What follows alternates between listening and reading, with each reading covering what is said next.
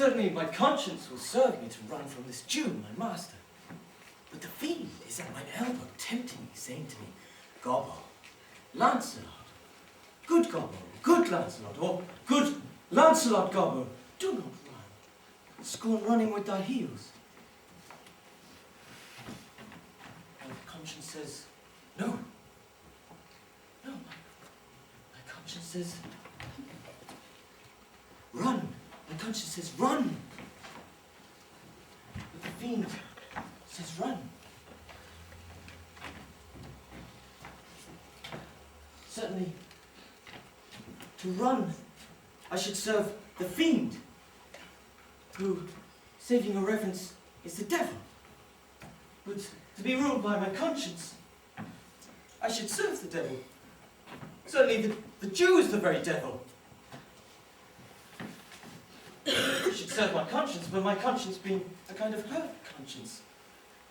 To offer to counsel me to stay with the Jew, the fiend offers me more friendly counsel to run away.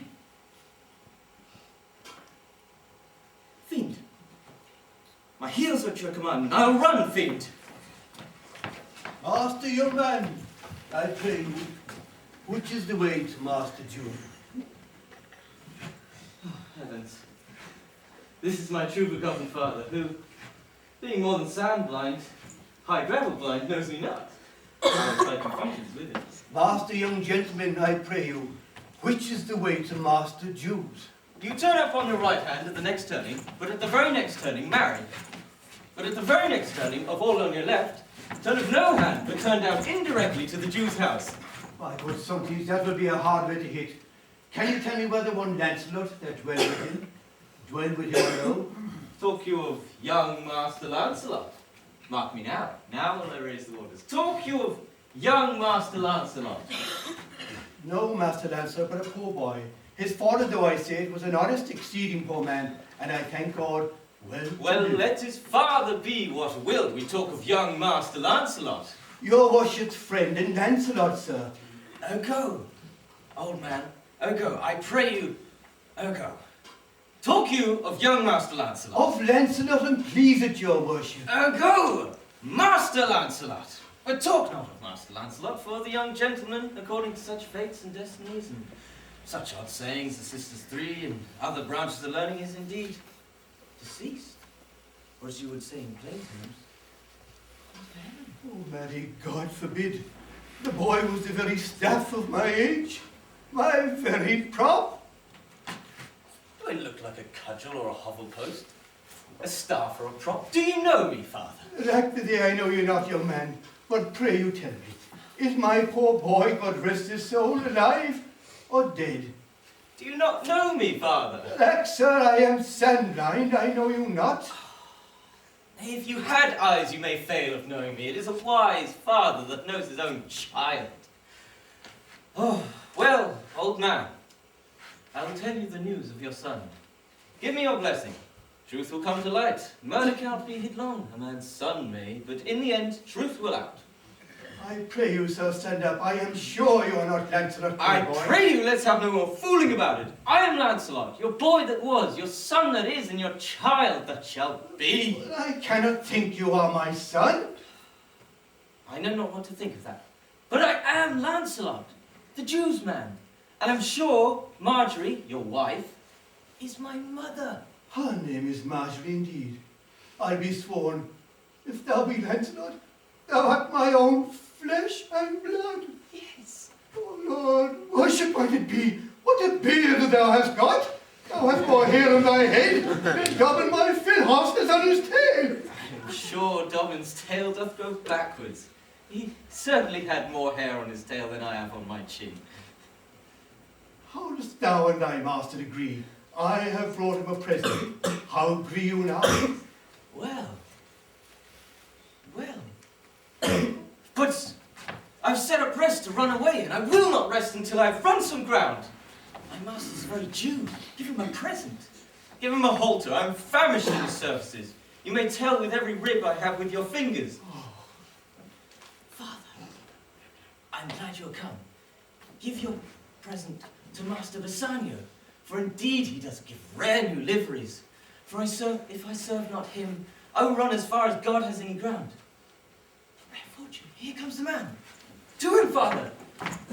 For I am a Jew if I serve the Jew any longer. To him, father. God bless your worship. Gramercy, would thou wrought with me? Here's my son, sir.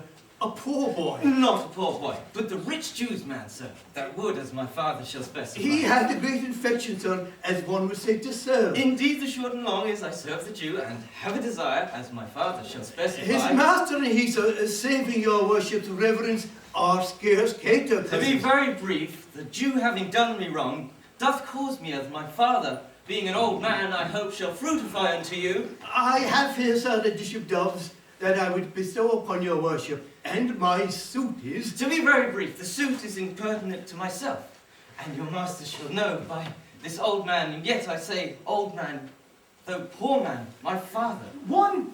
Speak for both. What would you? Serve you, sir. That is the very defect of the matter, sir. I know thee well. Thou hast obtained thy suit. Shylock, thy master, hath spoke with me today, and hath preferred thee, if it be preferment, to leave a rich Jew's service to become the follower of so poor a gentleman. The old proverb is well parted between my master Shylock and you. Sir, you have the grace of God, and he hath enough. Thou speak'st it well. Go with him, father. Leave thy old master, and inquire my lodging at.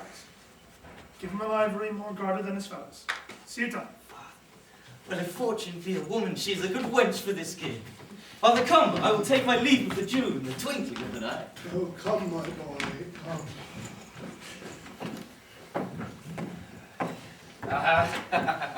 Signor Bassanio, Graziano, I have a suit to you.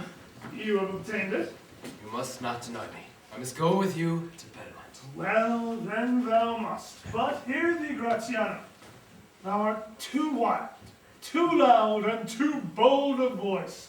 Parts that become thee well enough, and in such eyes as ours appear not false. But where thou art not known, why then they become something too liberal.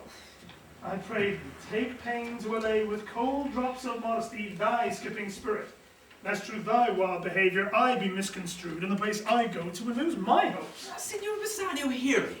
If I do not put on a sober habit, talk with respect and swear but now and then, wear prayer books in my pocket, look demurely, nay, while grace is saying, hood mine eyes, dust my hat, and pray, and say, Amen.